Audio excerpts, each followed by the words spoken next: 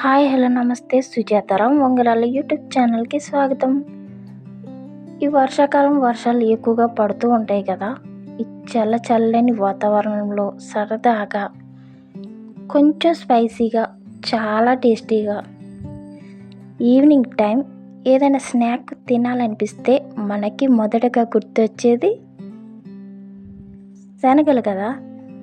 So ఈ శనగలు మసాలా శనగలు కింద చేసుకొని తినాలనిపిస్తుంది కదా.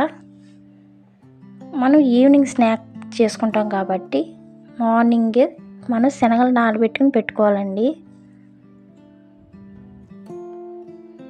మార్నింగ్ 9 o'clockకి నానబెట్టుకున్నాం, ఈవినింగ్ 4 o'clockకి చేస్తున్నాను అన్నమాట. నేను ఒక కప్పు శనగలు తీసుకున్నాను, ఒక 2 సార్లు శుభ్రంగా వాష్ చేసుకుని పెట్టుకున్నాను. నెక్స్ట్ వాష్ చేసుకున్న శనగల్లో ఫుల్గా వాటర్ పోసేసి నానబెట్టుకుని పెట్టుకోవాలన్నమాట ఈవినింగ్ వరకు. చూసారు కదా, ఈవినింగ్ టైం తీసి చూస్తున్నాను నేను. బాగా నానిపోయాయి కదా, చూడండి ఎంత బాగా నానిపోయాయో. ఇలా నానితేనే శనగలు బాగా ఉడుకుతాయండి.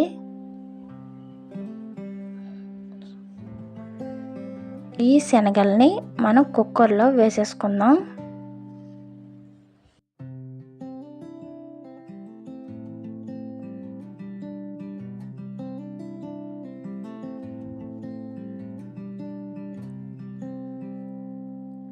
శనగలు నానబెట్టుకున్న వాటర్ ఇంకా యూజ్ చేయకూడదండి, ఎందుకంటే శనగలు నాని డస్ట్ అంతా పెట్టేస్తుంటుంది కదా పైన స్కిన్ది. సో మనం ఈ శనగలకి మళ్ళీ ఫ్రెష్ వాటర్ యూజ్ చేసుకుందాం. శనగలన్నీ కుక్కర్లో వేసేసుకున్న తర్వాత శనగలు మునిగేంత వరకు వాటర్ పోసుకొని, అలాగే ఒక స్పూన్ రాళ్ళు ఉప్పు వేసుకొని మనం ఇంకా ఈ కుక్కర్కి మూత పెట్టేసి స్టవ్ వెలిగించి స్టవ్ మీద పెట్టేసుకుందామండి. స్టవ్ మీద పెట్టేసుకొని విజిల్ కూడా పెట్టేసుకొని ఒక 10 విజిల్స్ వచ్చేంత వరకు కూడా ఈ శనగల్ని ఉడికించుకోవాలండి. 10 విజిల్స్ కంపల్సరీ రావాలండి, ఎందుకంటే శనగలు అంత త్వరగా ఉడికిపోవు. 10 విజిల్స్ వచ్చేంత వరకు బాగా ఉడికించుకుంటేనే శనగలు అనేది చాలా అంటే చాలా బాగుంటాయి. చూసారు కదా, 10 విజిల్స్ వచ్చేసాయి. వెంటనే తీస్తే ఇలా ఆవిరి వచ్చేస్తుంది కదా, ఆవిరిపోయేంత వరకు వదిలేసి తర్వాత తీసుకొని చూస్తున్నాం అన్నమాట.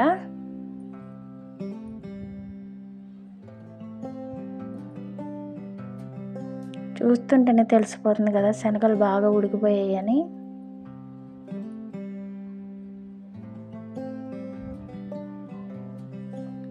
ఒకసారి నలిపి చూద్దాం.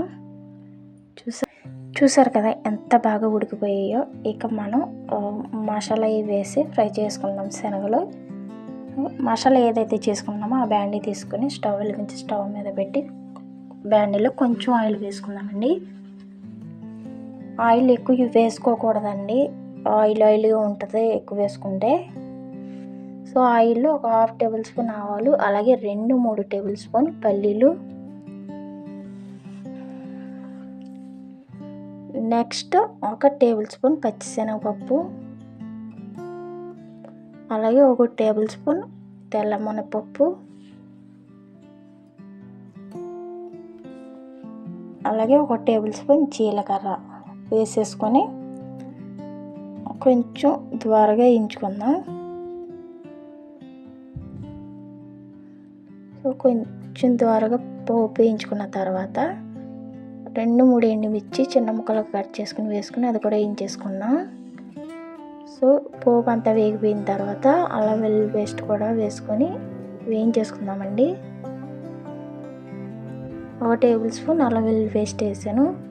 ఈ అల్లం వెల్లుల్లి పేస్ట్ కూడా బాగా ఫ్రై చేసుకుందాం. చూసారు కదా, బాగా ఫ్రై అయిపోయింది. నెక్స్ట్ మనం ఉడికించుకొని పెట్టుకున్నాం కదా, ఫస్ట్ శనగలు వేసేసుకుందాం. శనగలో ఒక 1/2 టేబుల్ స్పూన్ సాల్ట్ వేసాను. మనం ఉడికించేటప్పుడు ఉప్పు వేసాం కదా, అందుకు చూసుకొని తక్కువ యాడ్ చేసుకోవాలండి. నెక్స్ట్ 1 టేబుల్ స్పూన్ ధనియా పౌడర్, అలాగే 1/2 table spoon garam masala powder, అలాగే 1/2 టేబుల్ స్పూన్ చాట్ మసాలా పొడి అండ్ 1/2 టేబుల్ స్పూన్ కారపొడి. ఇంకా 2-3 గ్రాముల కరివేపాకు కూడా వేసేసుకొని వీటన్నిటిని కూడా మిక్స్ చేసుకుందామండి.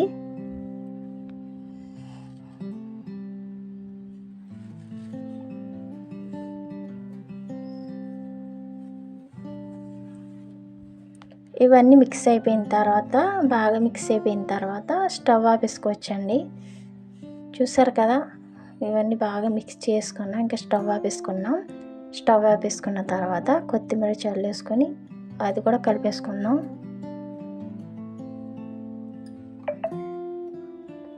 నెక్స్ట్ అందులో ఒక నిమ్మకాయ రసం తీసి పెట్టుకున్నాను, అది కూడా వేసేసుకుందాం. ఫైనల్గా ఒక మీడియం సైజు ఆనియన్ చిన్న ముక్కలుగా కట్ చేసుకుని పెట్టుకున్నానండి, అది కూడా వేసేసుకుందాం. ఈ మసాలా శనగల్లో ఆనియన్ వేసుకుంటే ఆ టేస్టే వేరండి, అసలు చాలా చాలా బాగుంటుంది. తప్పకుండా ట్రై చేయండి.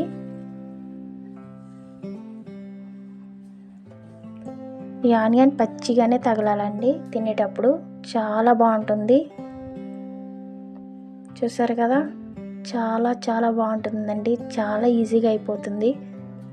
తప్పకుండా ట్రై చేయాల్సిన రెసిపీ అండి ఇది. కొంచెం స్పైసీగా చాలా టేస్టీగా అదిరిపోతుందండి.